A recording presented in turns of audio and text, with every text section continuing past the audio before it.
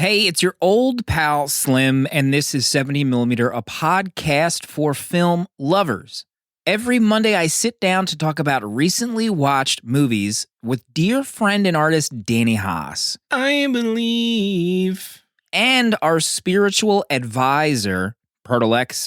So my first note is just the tension between Gandalf and Pippin. Has Gandalf ever hated someone more? Later in this episode, we close out our Lord of the Rings journey with the Return of the King Extended Edition. Does it stick the landing? Were the Oscars warranted? Let's find out together.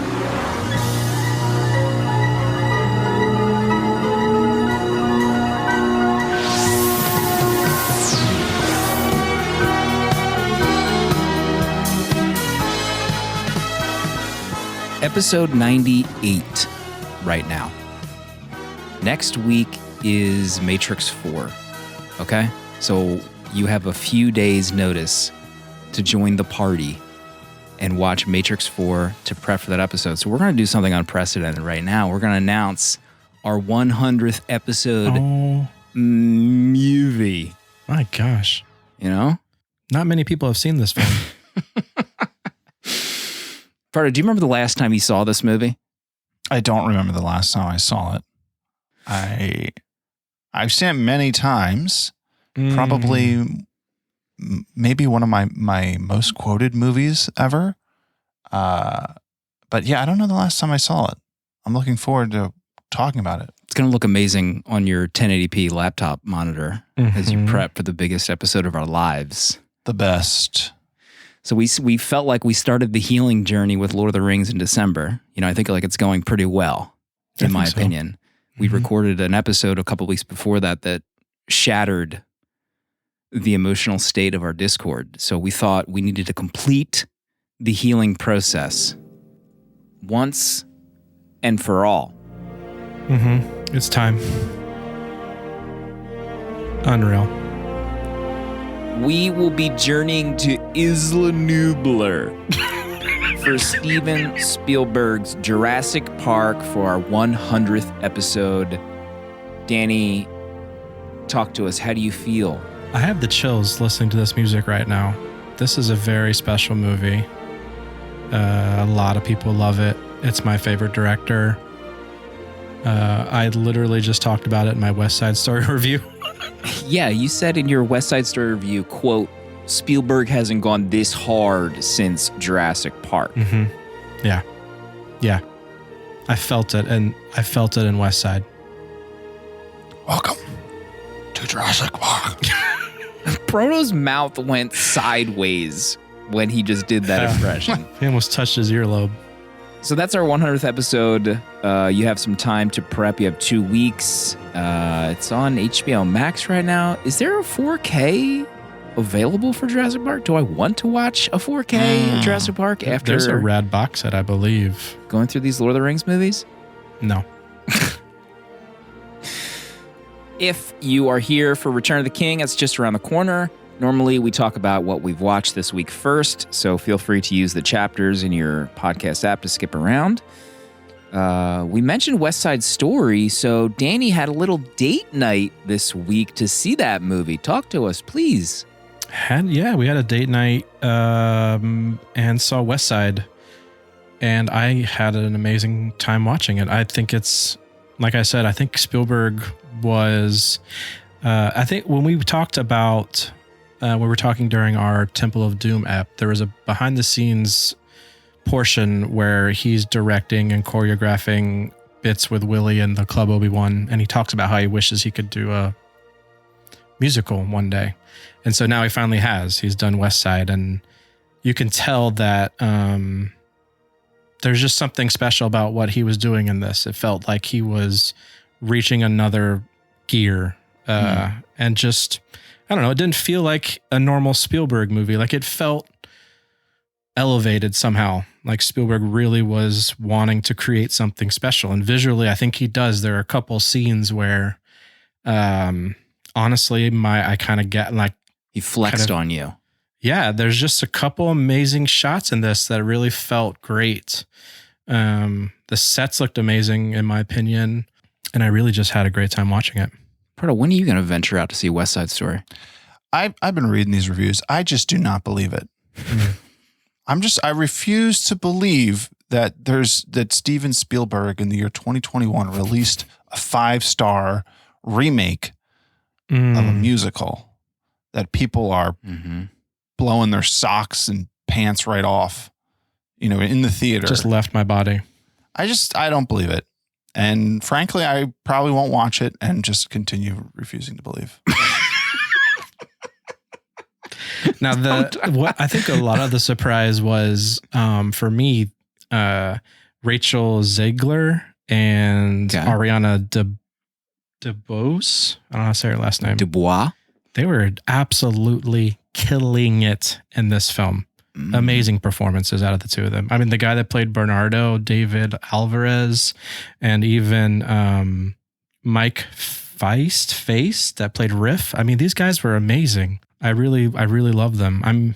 I think I don't give it 5 stars because Ansel was an incredibly terrible choice for this film for Tony.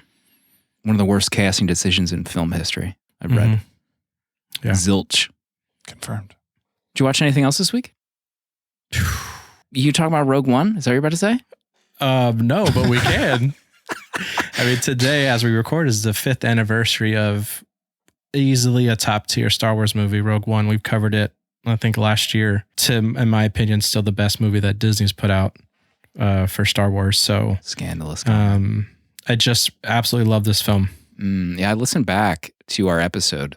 Did you? Nice. Today, because I remember there was a segment that made me chuckle. It was when Proto started talking about Darth Vader and how he looked in that movie, and then I joined in, to be honest.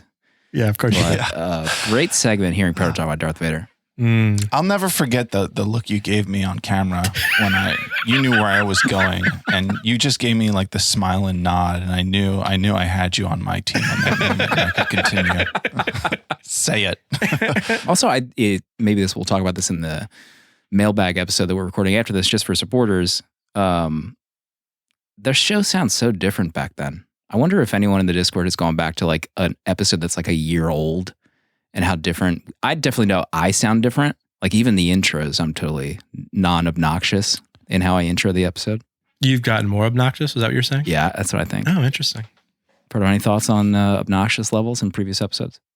I went back to listen to something recently, and I was shocked at how different I sounded. It wasn't Rogue One, but I'm curious to see if I were to revisit Rogue One, if it would stay in my top 10 Star Wars movies.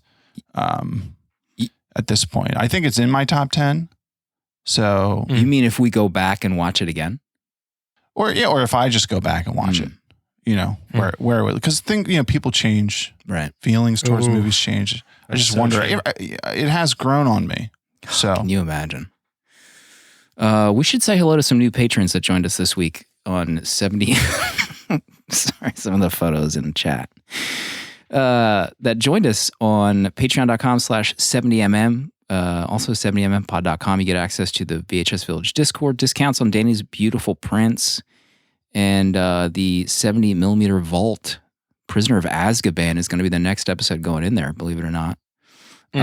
Daniel, Trainer, Aiden, and I can't remember if I said hello to Jess, but they all joined in the last week. So thanks for joining the ride. And then you don't have to join the Patreon to get access to the 70mm Vault. You can join and support us on Apple Podcasts and Spotify. So just an FYI. Proto, what did you watch this week? I was able to watch 2 movies on my laptop in my free time. One of which has been on my watch list for a long time now. And with the recent viewing of Fellowship and Two Towers and seeing the incredible performance from Sean Bean, I was able to take the plunge on his movie Black Death, which came out in 2010. My goodness. This movie stars him and what's his face? Eddie Redmayne. Oh, yeah. From Fantastic Beasts. Yeah. Yeah. Him. I had a sense that this movie was going to suck. but there's usually a small chance that I'll be wrong. So I kept it on my watch list. Finally watched it. Unfortunately, it did suck. I gave it 2 stars. I mean, it has all the makings of a great story. It's set in medieval times. It's during the Black Plague. And there's rumors of a possible necromancer up to no good. That sounds great. Yeah. Unfortunately, it just didn't really deliver. Sean Bean is great, though. I mean, it's like watching Boromir. So if you just want more Sean Bean, he's like the same performance in this movie. It's really great. I wish he was in more movies. I don't know why he doesn't get more action. GoldenEye, ever heard of it? GoldenEye? Mission Impossible 3. Oh yeah.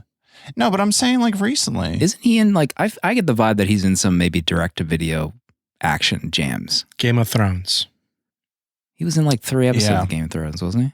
I got swindled. When I first started Game of Thrones, I was like, hell yeah, Sean Bean's in this. Dead. Spoilers. Yeah. Season 1 spoilers. Sorry. Great role, great performance though, right? Oh yeah. I mean, he always dies. That's like his thing. That's the thing, yeah. It's in his contract. Contractual. Maybe. Yeah, has to die. Yeah, so I watched that, and then our dear producer Dale, he watched the movie which has been talked about on the show before, Ninja 3. Oh, The Domination. Here we go. Hell yeah. Talk about it. Hell yeah. Here we go. You talk about socks getting blown off.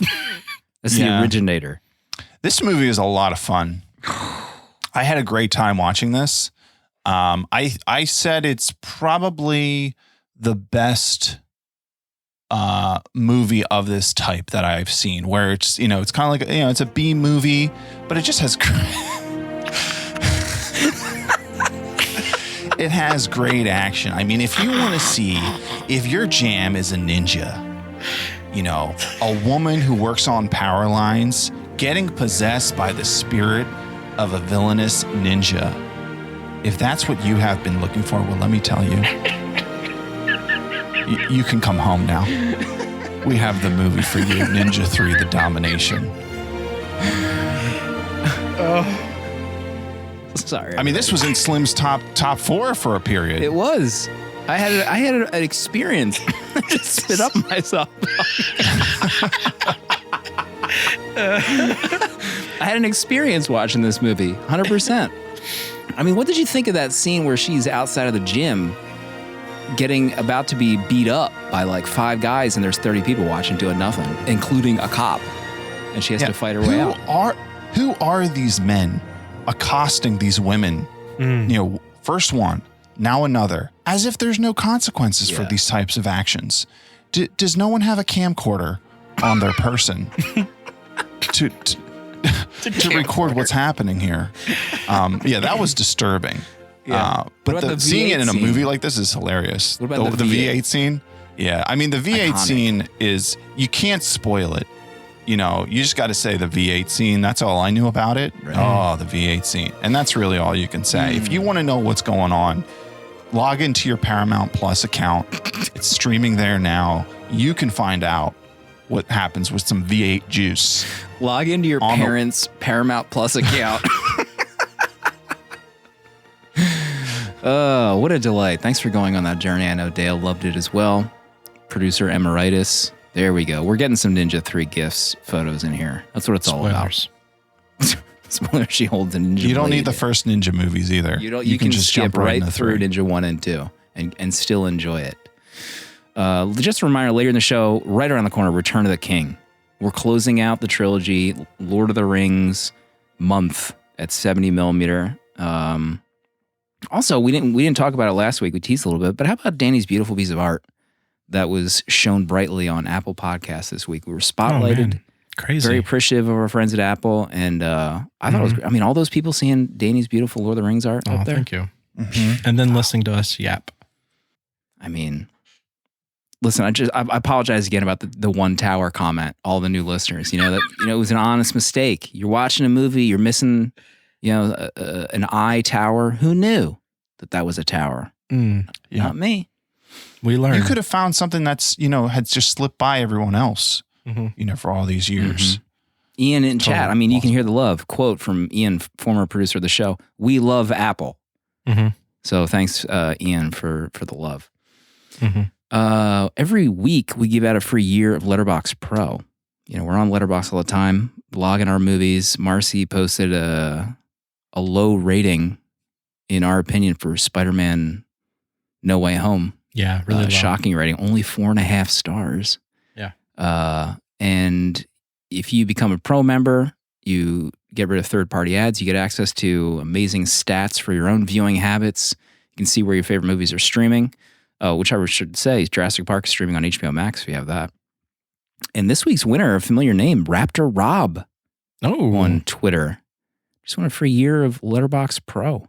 Congrats, Rob. He shared Apple Podcast tweet. Name one podcast with better art. I'll wait. Thank you, Rob. Goodness. Appreciate you.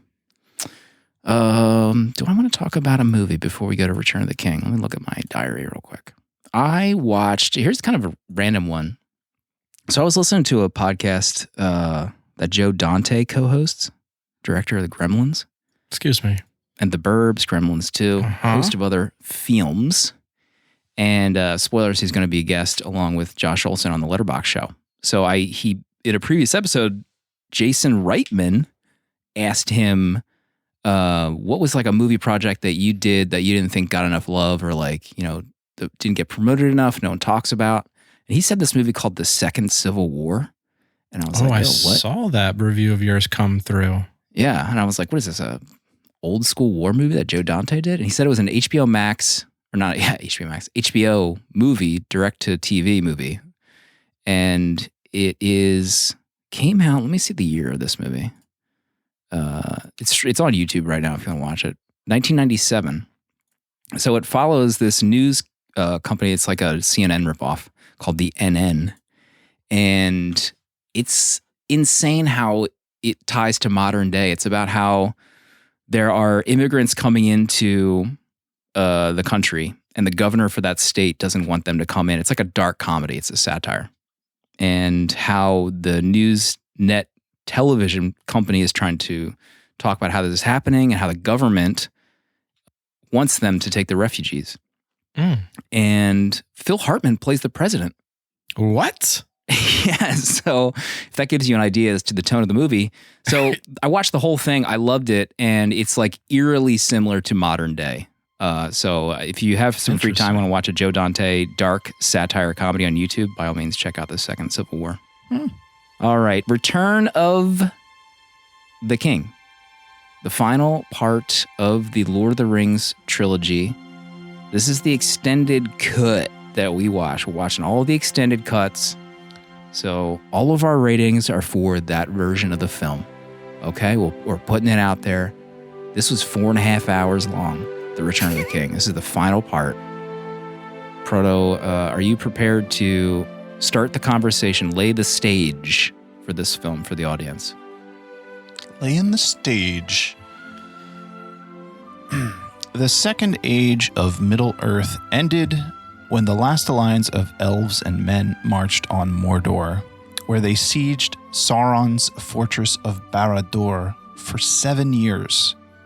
Isildur cut the ring from Sauron's hand, winning victory for the alliance, but at the cost of losing the kings of both elves and men. This signaled the end of the Second Age. Rohan has culled the orcs of Isengard at Helm's Deep. But this was just the beginning of the Dark Lord's assault on Middle-earth. Seeking to crush resistance, Sauron unleashes his army first on Osgiliath and then Minas Tirith. Aragorn, wielding the Flame of the West, as king enlists the army of the dead to defeat Sauron's forces. Then the last armies of men march on Mordor to distract Sauron and give Frodo and Sam a chance at completing their task. Having reached their goal, the One Ring of Sauron is cast into the fires of Mount Doom, destroying both Sauron, his Dark Tower, and his legions of orcs. Thus ends the Third Age, with the remaining elves of Middle-earth leaving for the undying lands of the West, and the dominion of men beginning with Aragorn as the new king.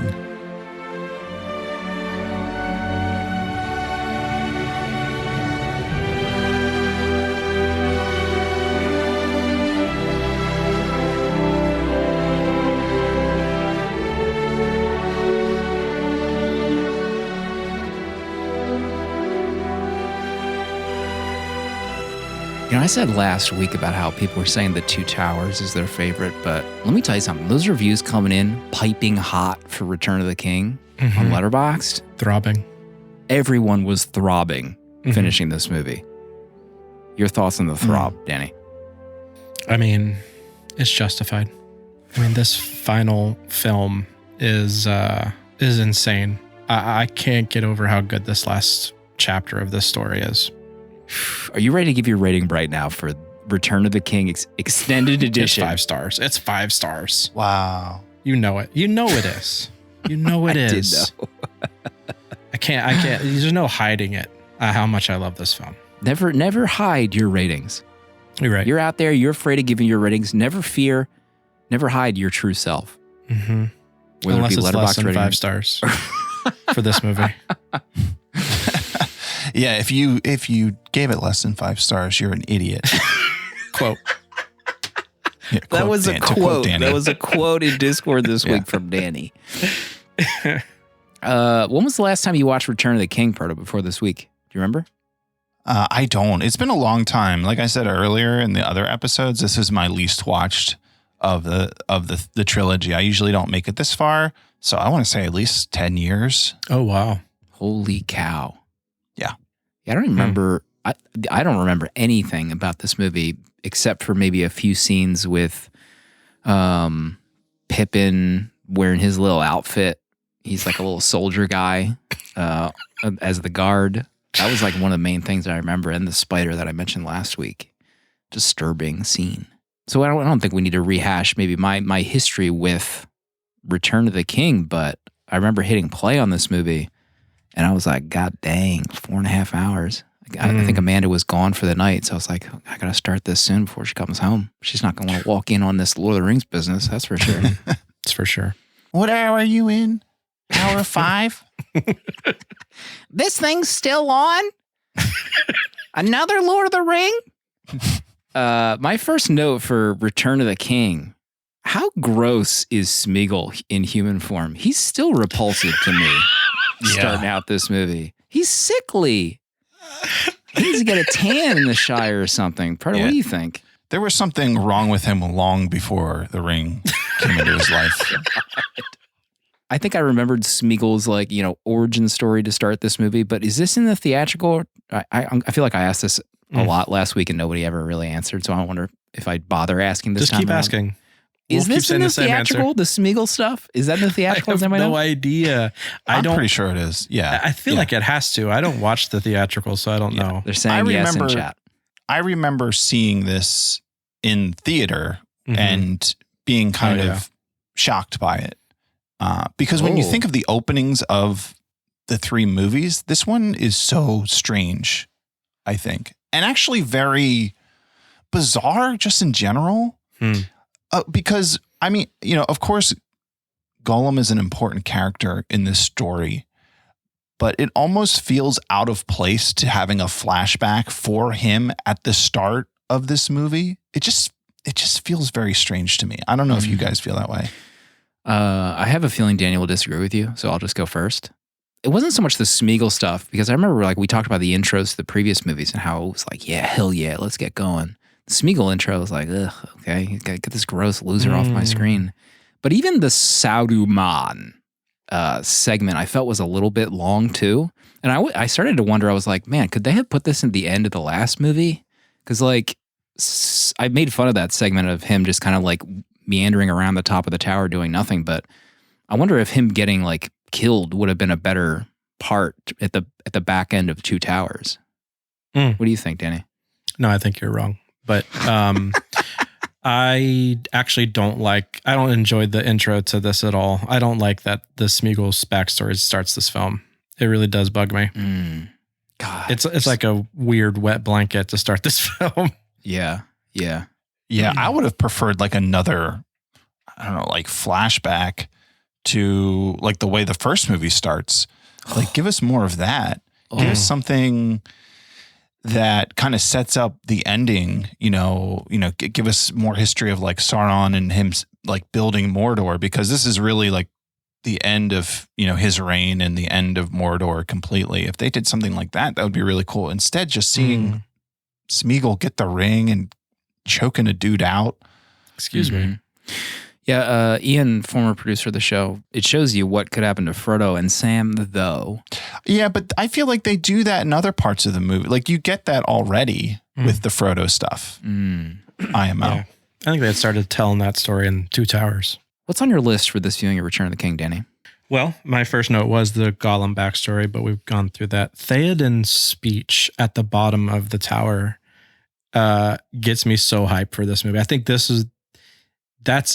when I get super excited for Return of the King, when he has the "We shall have peace" speech, yelling at Sauron. I love that scene. I actually don't love everything about that scene. It's a little bit just standing around, but man, when Theoden leans in. We shall have peace.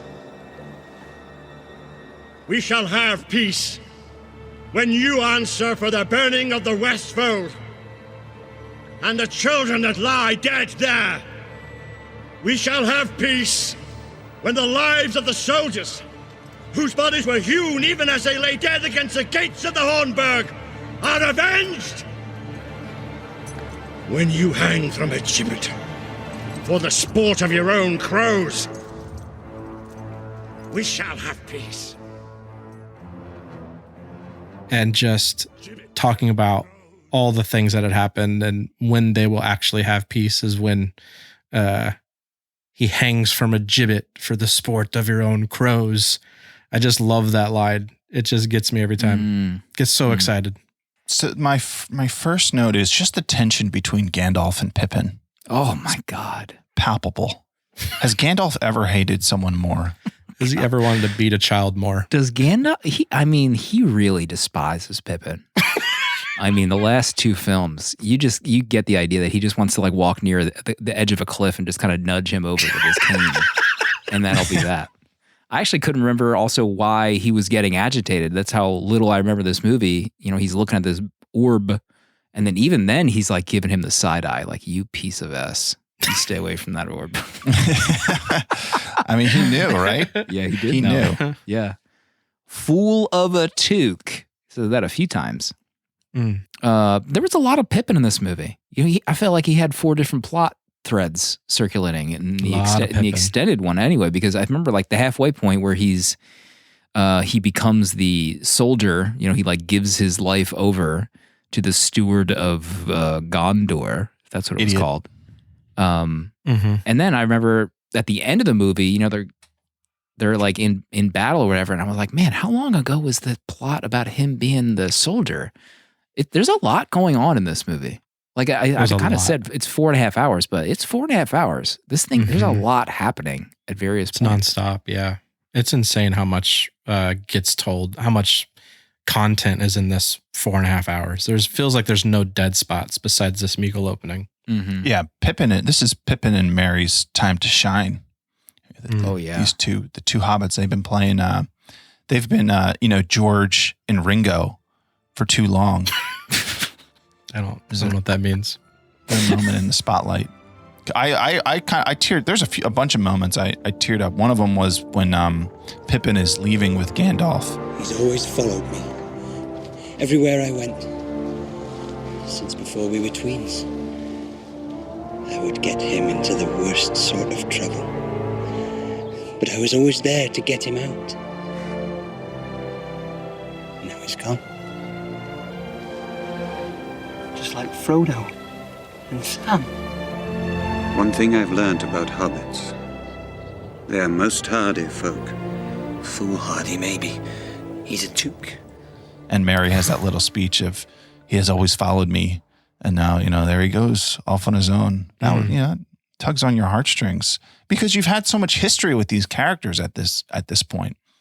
And it's really just a feat of this story and being able to add like that much depth to all these characters that I feel like an emotional connection to everyone in the Fellowship. Goodness. Thank you, Peter. I had a thought, but so when Pippin jumps into the fire to save Faramir, I thought that was an amazing scene too. You know, he like jumps right into the flames. I was like, oh hell yeah, let's go. That was an amazing scene. His nutty father. My God, if I did have one criticism, the plot with the insane father, I thought was maybe like so. Like at the end of the movie, I was like telling myself like, oh, they could have cut out some of that plot, but there's so much else happening that if you start to cut down that plot, you just like see less of those characters, and it wouldn't make as much sense when they do appear, if that makes any sense. So like, it's almost like this is like the length you had to do, just given the length that every other scene with characters have. Yeah, I agree. I think it would be hard to probably cut out most of that role because it is important just in terms of like Faramir. And really, that's the thing about these movies is that Peter Jackson went all in terms of telling these stories. You could have written this differently and almost like cut out Faramir as a character, to kind of tell a tighter story. But he kind of just like leaned into everything when, and kind of gave fans every moment possible. Right. Although there's no way that Faramir is not catching on fire. I mean, he's doused in oil and Pippin's just able to roll him off. Get out of here. Crisco. Movie magic. I mean, they even squeeze as much as showing the romantic relationship that he eventually has with Eowyn real quick at the end of this, which I don't think isn't theatrical. It might be quick. But they're just shoving so much story in at the end. They're like just filling it up. Yeah. And one of my notes was how I was trying to remember, like, so does she not get with Aragorn? As I'm like watching it, because I was like, okay, so she's coming back to life. She's going to come back and meet up with Aragorn. But what about Eowyn? Where does she fit in? And then like hour 3.5 of extended cut, she like starts making eyes at Faramir. And I was like, what? Like, what? Mm-hmm. And then they're like together at the end of the movie. So I wish there was a little bit more built up around that. Like, I know I'm complaining about the length, but like maybe a few more scenes with Faramir and Eowyn to kind of like explain that even though she's been in love with Aragorn for, a movie and a half, there's someone else that actually could weasel in here. Can we get a scene of them like sharing a glass of wine, something? Yes. Put that Crisco on some bread or something that they can eat. I don't know. Danny, what else? Is there a more simple scene in any movie that is lighting beacons that gets you as excited as that segment of this film? I can't get over this segment every time. It's so wild to think that we just keep watching these beacons light and this footage flying over mountaintops and the swelling of this music. And it is so exciting. And then you land in Rohan and Theoden just, we will answer the call. And you just get the hairs on the back of my neck just stand up every time. It's so exciting. I mean, the beacon segment is just iconic. How'd that look in 4K? Couldn't tell you. It did look good in 4K. I actually had some weird thoughts when I was watching this, where this movie has started to feel a little bit more digital than the film aspects of maybe like Fellowship. And I wanted to kind of go back and see if they changed anything in filming the movies. Maybe someone in chat knows. But it felt different. It felt like, not in a negative, but just a little bit different in some of the close-ups and some of the backgrounds. Maybe this was like the most intense background use of the trilogy so far. Because they're in a lot of like fight scenes. They're in a lot of Mordor with the fire, and there's just so much going on. So it did feel like a lot. Crash says there's twice as many CGI shots versus Fellowship, so that could be it as well. Proto, what did you feel about the spider scene with Sam and Frodo? The big spider scene. I love the spider scene. Shelob. Yeah, I think it looked great. I love spiders personally. I know that's an unpopular opinion. Interesting. But I mean, spiders are great for humans. I mean, they eat other bugs. You shouldn't kill them. Keep them in your home. They're doing the Lord's work in there. I think that scene, I love that whole bit. I mean, it's super creepy, just the way it moves, the way it fights Frodo. It looks very, visceral and real. I mean, him getting stabbed by the stinger thing, gross, but I'm always confused on how that stinger doesn't leave like a Louisville Slugger size hole in his stomach. I remember seeing this in theaters, and I thought Frodo was dead. Like when this happened, I was like, oh shit, Frodo just died in this movie. Like, how's the ring gonna get destroyed now? Because it's so quiet when it happened, and he just like gets wrapped up so quick and just disturbingly thrown around like a piece of meat in this spider's hands. Ugh. Also, some great Sam stuff. Good old Sam. Let's see what else is on my list here. Guard of the Citadel, indeed. Sam rescues him. The fear of them going into war. So once the giant battle starts later, and everyone's getting prepped for this war, and there's that like awesome shot of the soldiers from the side angle, and they're all standing ready to go. That felt like a legit war movie. Like I would be shitting my pants at that moment, just like them. Like you're about to go. It was frightening. It still holds up. It's not an old movie or whatever, but man, it still slaps. That it's so incredible. Scene. I'd be shitting my pants. You're about to go. I agree. Put that on the extended cut box art with my face underneath. Did you drop the art? Did you drop the art yet? I didn't drop the art. I'm not clicking over there just yet. But before we get to that battle, the conversation when Pippin becomes steward, or whatever we want to call it, the assistant to Denethor, and he asks him to sing a song. And he talks about how his songs aren't, why aren't your songs good enough for my halls? Cutting back to Faramir leading out a suicide mission, charging Osgiliath. I mean, that whole segment it could possibly be my favorite scene in Return of the King. I love that segment. There are many paths to tread through shadow to the edge of night, until the stars are all alight. Mist and shadow, cloud and shade, all shall fade, all shall. Him eating is disgusting, but also there's something amazing about it.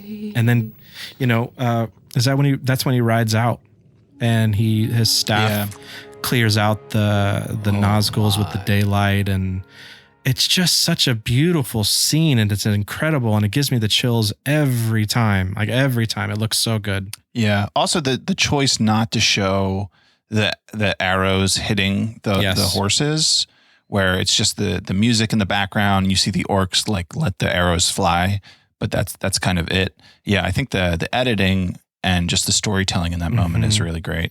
Yeah, and that moment where it's hitting them, he does that last like bite into the food, and Pippin puts his head down his chin.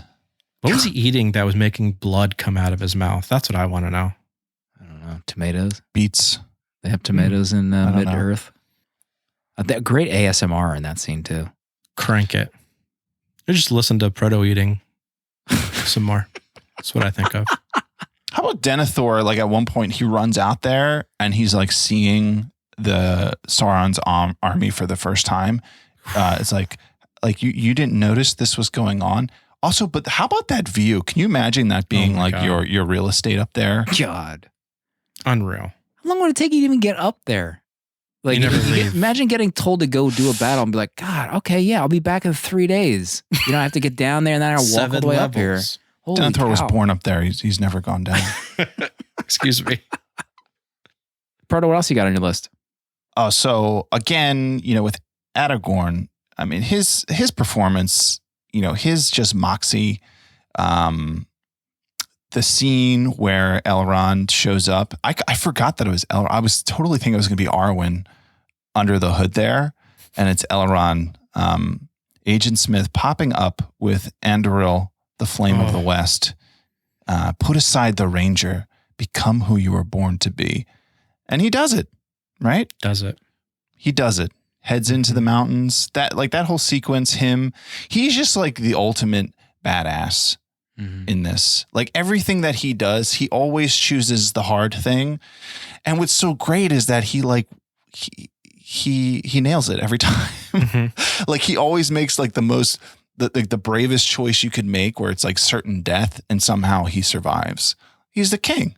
Is there any Tolkien writing of Aragorn after, like if this book came out today, there'd be like 30 Aragorn books and Disney Plus miniseries. Like, what's the backstory of him in the books? Is there any more works? Just all the appendices in the back. I was poking around today, and I did see that at one point Tolkien was working on a sequel. And there's like it shows up, it's only like a small bit that he wrote, but it shows up in one of his books. And it was called like The New Shadow. And it was the story after Aragorn dies and his son takes over. And it was like this idea of like this new story. But I think he quickly abandoned it, just seeing that it wouldn't, he couldn't do it justice. What's the Silmarillion book? What's that about? Is that related to Middle Earth? Yeah, that's older stuff. That's like the creation of the world and the first age and the second age. It has to do with a lot with like the elves and the gods that are at work in Middle Earth. There's like so much going on in Middle Earth that you don't even hear about in these movies. It's like a whole. Like this is what's crazy is like the whole story of the Ring is like a small portion of what Tolkien created for this world. It's bonkers, really. Let's see. The character that comes when they finally go and Aragorn is in his king garb,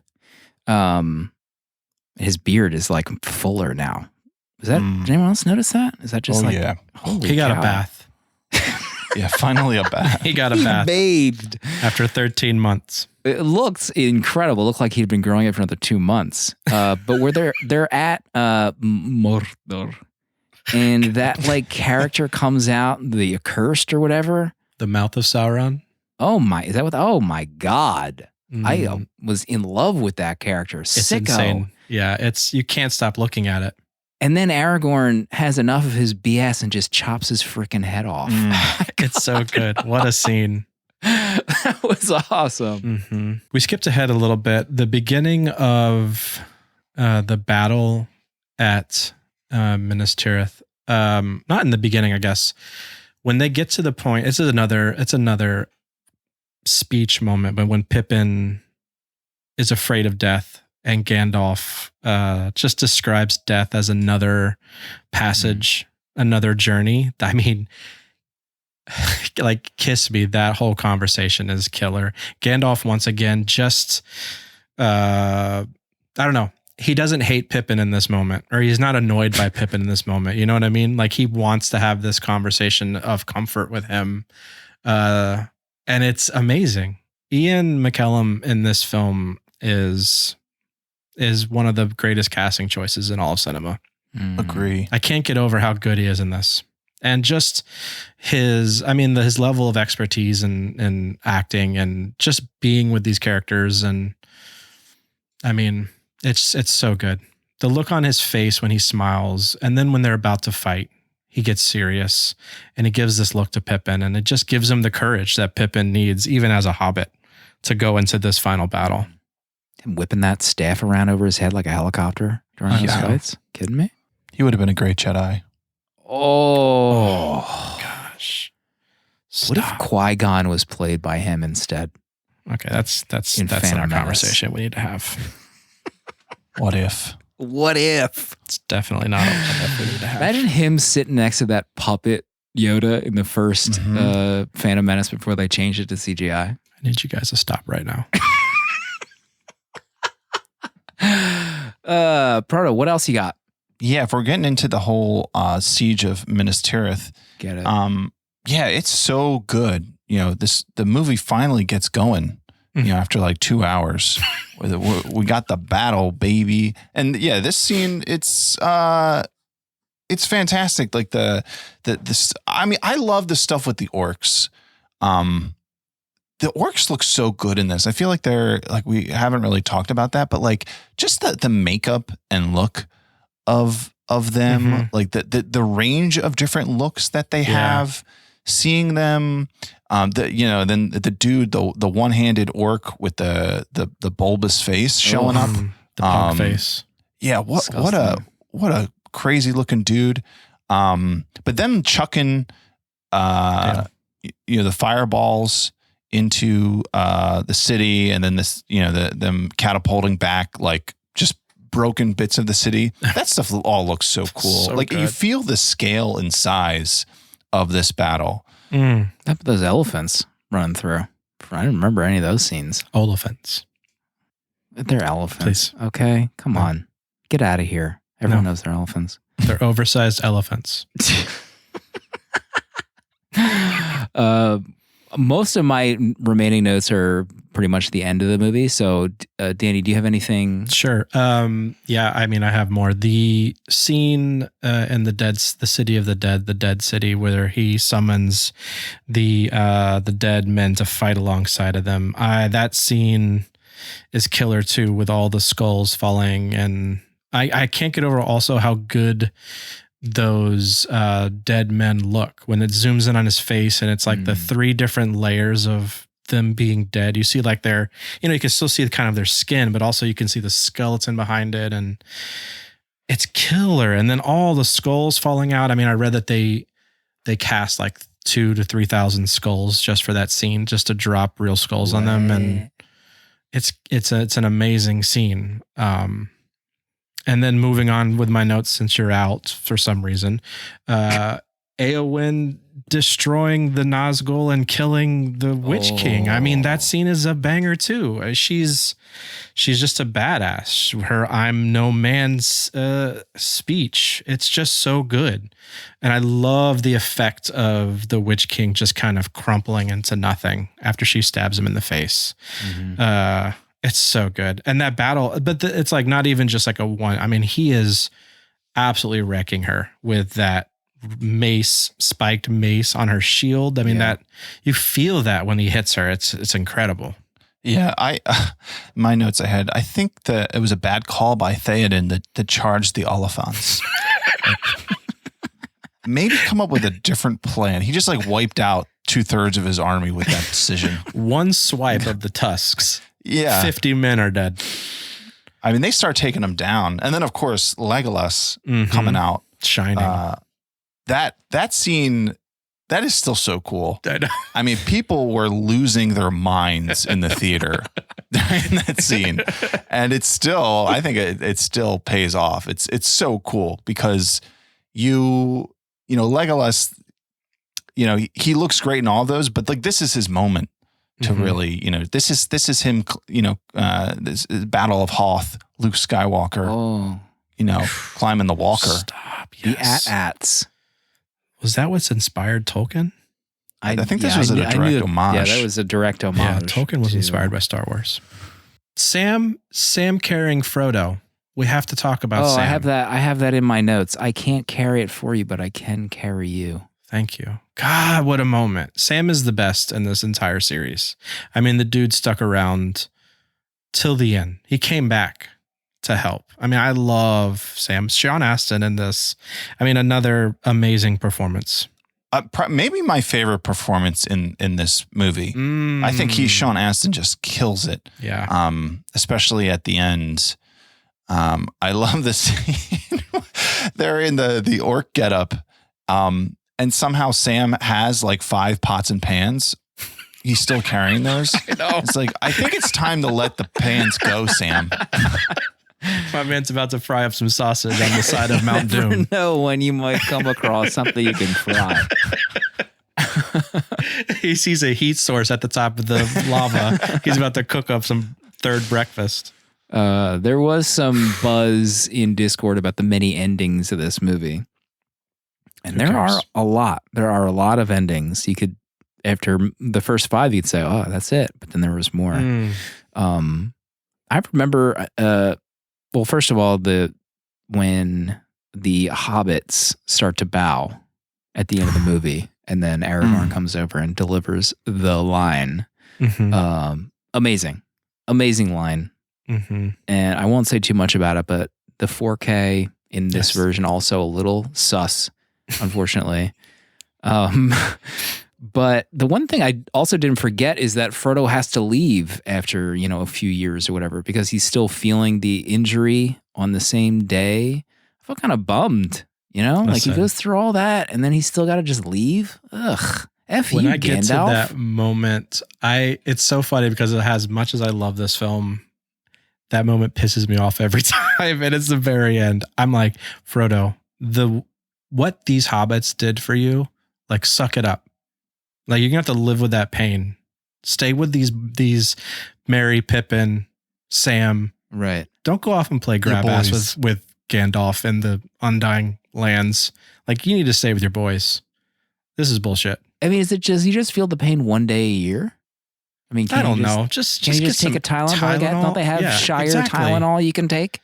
Proto? What do you think? Those are all great questions. Should Frodo just sucked it up? We'll never know. What was so funny sacrificed for him. The bizarre experience I have watching this is that when I watch this and see this through to the end, I feel that it's real. Do you have that experience where you actually think like these people lived? Yes. And you're like, I know what you mean. It's a weird experience. And I don't know if it's, I mean, there's some kind of magic that Peter Jackson did, after this long, you 12 hours of this, you kind of have to snap out of it. Like, oh wait, this didn't actually happen. This is just for pretend, because it feels so real by the end of it. So true. It's very bittersweet too. I think I like that aspect of it. That it's, I mean, of course they defeat the Dark Lord. All is well. Everyone lives happily ever after.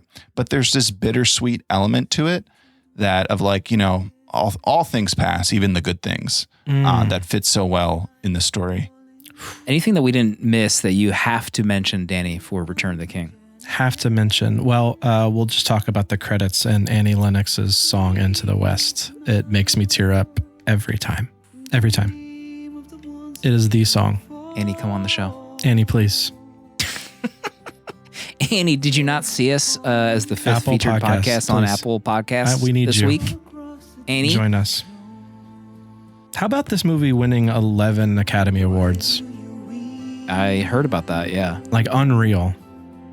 This feels like, I'm not trying to start anything, okay? So everyone relax. You're trying to. This feels like when, what Academy Award did Denzel win for? Was it Training Day? Like a makeup award? Like, it almost feels like, okay, the entire trilogy is complete. Let's start to hand these things out for the entire thing. Like, I don't know if it was really for Return of the King, in my opinion. It felt like it was just kind of like the whole thing, if that makes sense. Yeah. Sure. Yeah, I think I heard that too. No, I think there was like talk of that when this was winning, that it was, it takes the Oscars a couple years to catch up with everyone else, right? So they're thinking, fantasy movie not winning, Best Picture, Fellowship of the Ring. Marcy, what were the other Best Picture nominees off the top of your head for the Return of the King year? If you can let us know. Proto, any closing thoughts and ratings for Return of the King? Yeah, there's there's so many moments where I was tearing up watching this. The last line from Gandalf of "Farewell, my brave hobbits," had me choking up. Of course, the "You bow to no one." This was, like I hinted at earlier. I feel like this movie kind of took like 2 hours to get going, though. For me, easily the third of the trilogy. For me, Fellowship is still number one. Love Two Towers this time around. But comparing the three, like, to me, this one's not even close to the other two. But I'll still give it 4 stars. I mean, still an achievement. But yeah, the third for me in terms of the ones. Idiot. Return of the King. Wow. We made it. The end. It's long. I think I like Two Towers more. It's still a great movie. You know, Danny, don't kick us out of the chat. You know, in this tagline for this podcast talks about, you know, will we survive, you know, these episodes? Will our love prevail? And I hope so. But I'm 4 stars for Return of the King myself. Idiots. Nailed it.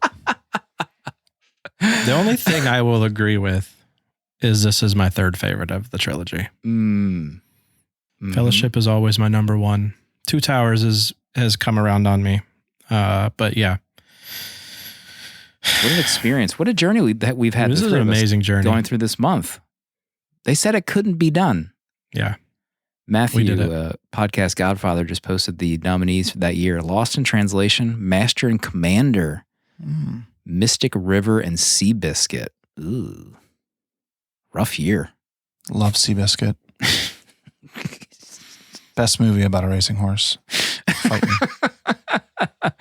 We have some VMs to get to. If for some reason you missed the top of the show, in 2 weeks, our 100th episode will be Jurassic Park. Finally coming through. You know? This might be Marcy's. Is this Marcy's favorite movie? I think it might be. It's in UHD on Vudu. Let's hear this music one more time. There you go. Played it. Jeff Goldblum. Is this your favorite Jeff Goldblum movie, Proto? Yeah.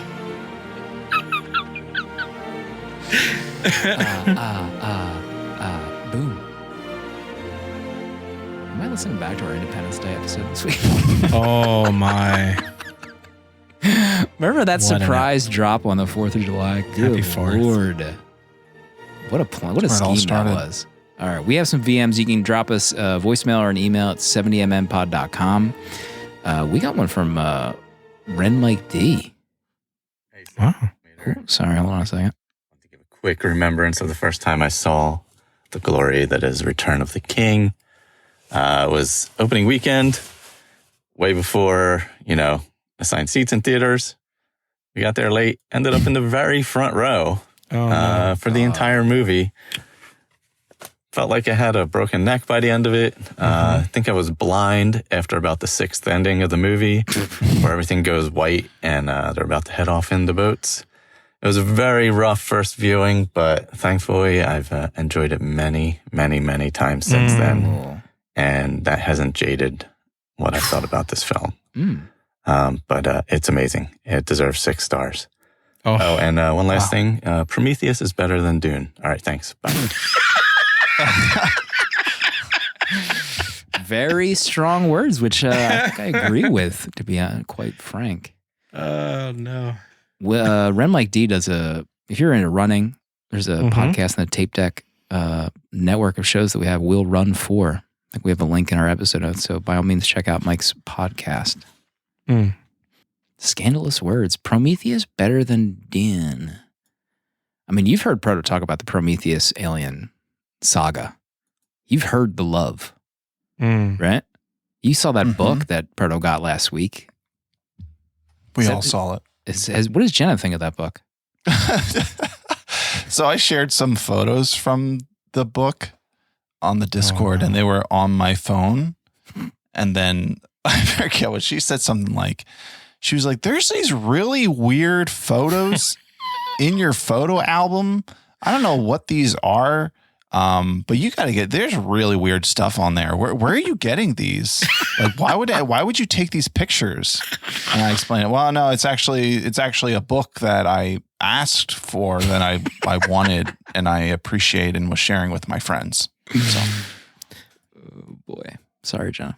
Bless you, Jenna. Let's hear from Ben. Hey, 70mm brothers. It is No Soul, No Problem. And you've done it, guys. You've hit Return of the King. This movie is in my top 4 on Letterboxd. It's my personal opinion that if a movie can make you openly weep every single time you watch it, it's a 5-star banger. Every time that Aragorn is being crowned and he sees his fellow hobbits and the entirety of Gondor bows to them. I am a mess on the couch every single time without fail. Biggest takeaway I'm having this week is the realization of how much Theoden and Aragorn kind of need each other. Theoden's this very reserved and cut off king that's been burned one too many times. And Aragorn is this would-be king, but has distanced himself from the faults of his ancestors. And over the course of the Two Towers and Return of the King, you really see how much they influence each other.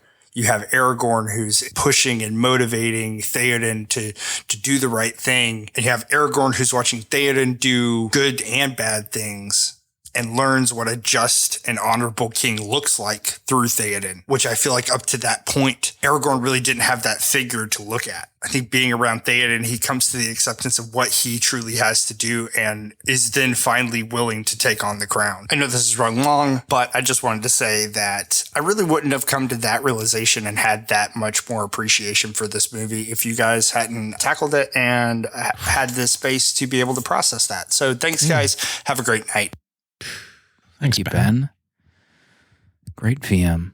Art posted a reaction to when your wife looks through your photos. It reminds me of when Amanda used to send me screenshots of our bank account with like a question mark to certain transactions. God, that was the worst. What's this Microsoft Store transaction? PayPal $10, PayPal $10, PayPal $10, question mark. Nightmare fuel. Oh, gosh. Let's see who we have next. Kev. Hey, 70 millimeter. It's America's sweetheart, Kev. You know, in my voicemail last week, I said I hadn't been a fan of these movies until the 2011 re-release. And this triggered a really good memory. So I figured I'd call in and share the story. It was week 3, Return of the King. 4 hours and 50 minutes of Peter Jackson high fantasy action. The only thing I could remember was the opening with Smeagol. So I was pretty pumped to see the whole film again, especially now that I like them. My friends called me the night before, but I wanted to go to the beach that morning. We had a great time, but when I got home, I felt sun-drunk, and not to mention the beginnings of what would be a pretty bad head cold. I pulled into my driveway, and sitting on the stoop was the box from Amazon. The Blu-ray set had arrived. If I really felt that bad, I could just cancel my plans, try to refund the ticket, and relish in the glory of Return of the King from home. But no. For the rightful king of Gondor, no. For the ring bearer, no. For the best friend in cinema, no. Even for the lost soul still hungering for his precious, I would not finish this legend at home. So I went, and I didn't even get up once. When Eowyn took off the helmet and said, "I am no man," my soul left my body like the Winnie the Pooh gif. And it was all worth it. One of the best times I've ever had at the movies, and I got to relive that a little bit this month through Ringsember. It's such a blessing to be a part of this community, and yeah, keep it up. Thanks.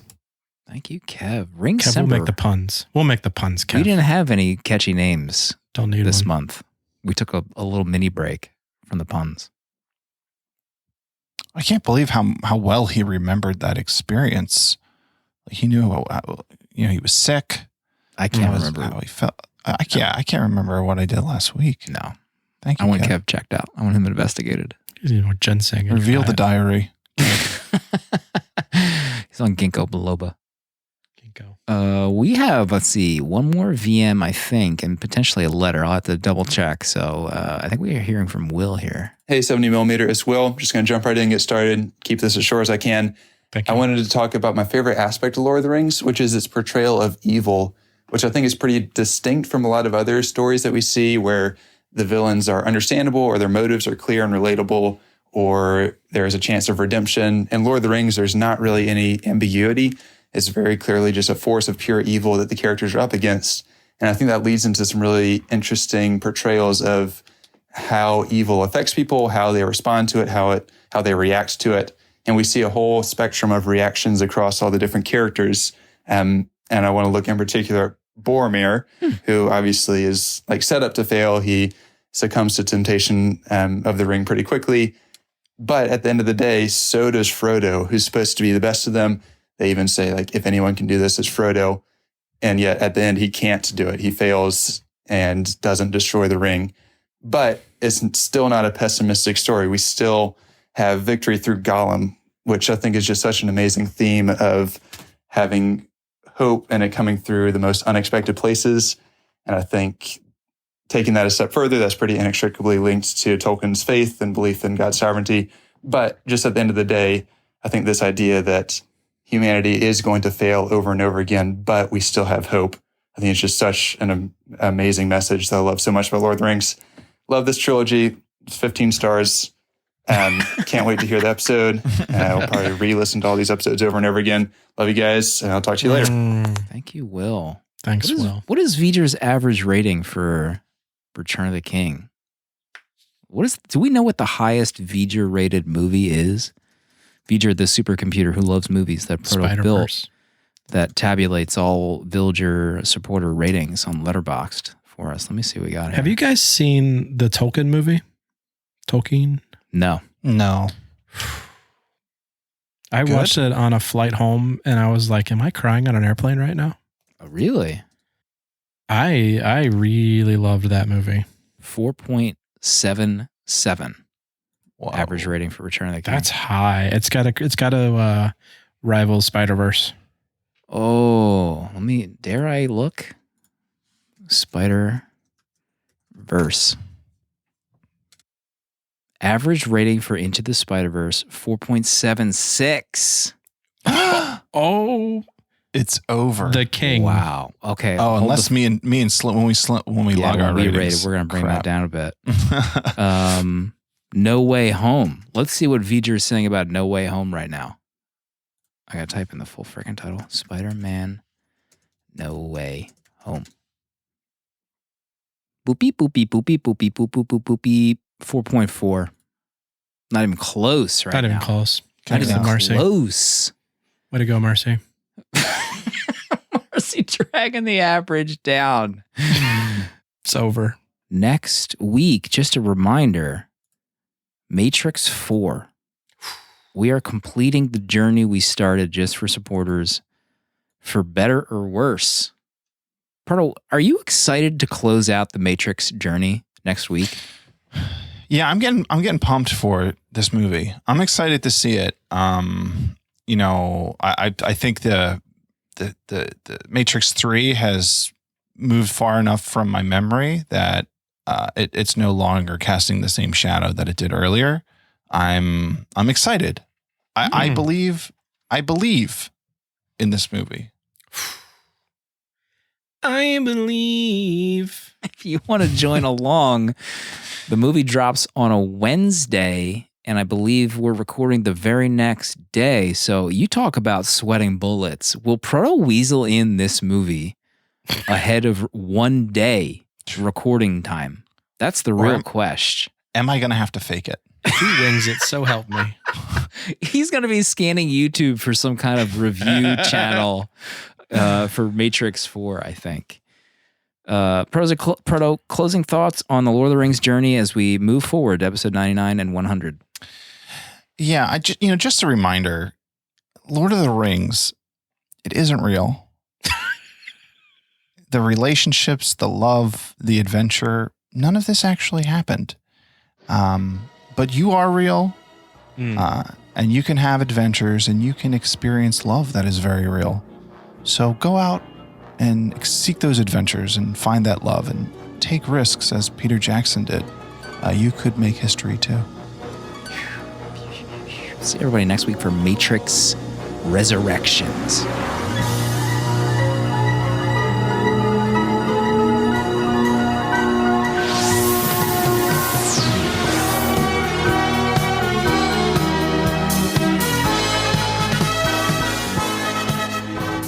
"70mm" is a tape deck production with original artwork provided by Danny Haas. Spiritual guidance provided and V'ger, the robot who loves movies, created by Protolexis. Producer Emeritus Dale_A. Transcripts provided by Sophie Shin. Prints and other merch are available on 70mmpod.com. This episode was mixed, edited, and produced by me, Slim.